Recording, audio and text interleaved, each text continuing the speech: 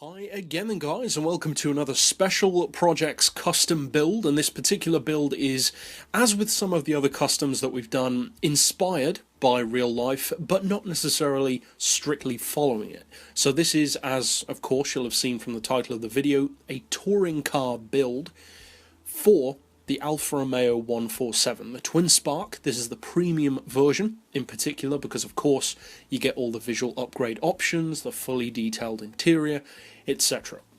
Now as far as the visuals on this car, there's no real need to go to the visual tuning garage because it's a very simple setup.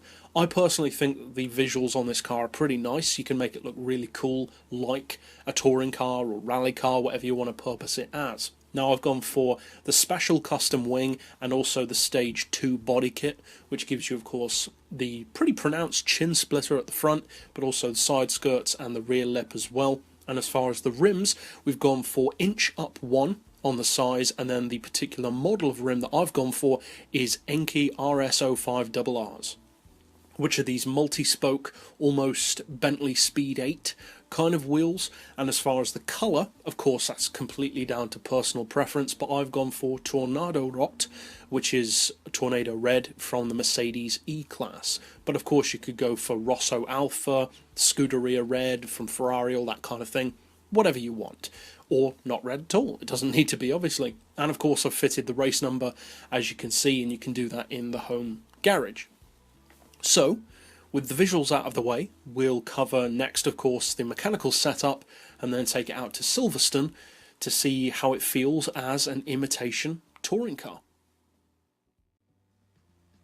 Now, this particular build is not a very high PP level build. As you can see, it's only 425, and given the power that the car's got, and the fact that it's not overly heavy either, that's a pretty good PP level to be working at. It could easily be 450 or even higher, so that could potentially be quite useful for seasonal events or online races, that kind of thing. Now I've gone for racing hards, which is kind of overkill for a car with 220 horsepower, but the reason why I did that is because I wanted it to feel like a race car, like a touring car.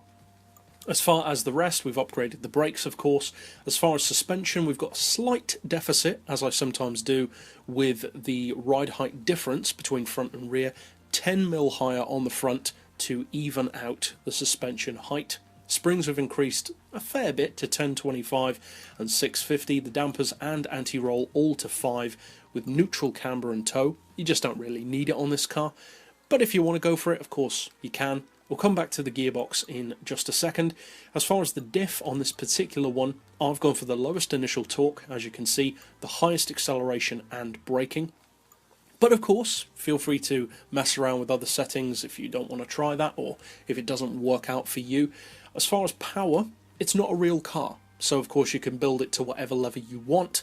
This essential idea, if you will, of a tune is very variable. You could give it loads more power and it will still be able to cope with it because it's just designed to. 220 is an easy amount of power for this car to cope with.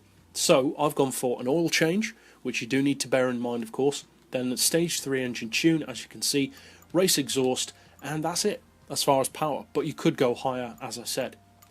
As far as weight, we've got the full weight loss package and also the minimal but maximum downforce on the special wing. As far as the gearbox, finally, of course it's not a top-end build at all, but we've gone for an auto setting of 149, then individual gears of 3.5, 2450, 1850, 1475, 1.2 and 1, with a final drive of 3.4. So that's it for the build. Now let's take it out to a racetrack. Overall, this isn't the kind of car, of course, that's going to worry any of the legitimate DTM touring cars or the Aussie V8 touring car, that kind of thing. It's just not that kind of vehicle. However, at lower PP levels, such as 425, it can actually be very useful. Now, it is kind of a niched category, not many people race that low competitively, but if you do, it's certainly a car which you should bear in mind, given that the weight isn't much more than a ton, and the horsepower is 220, which for that level is pretty strong. The handling is very good, a little heavier than some other hatchbacks, but still very good overall.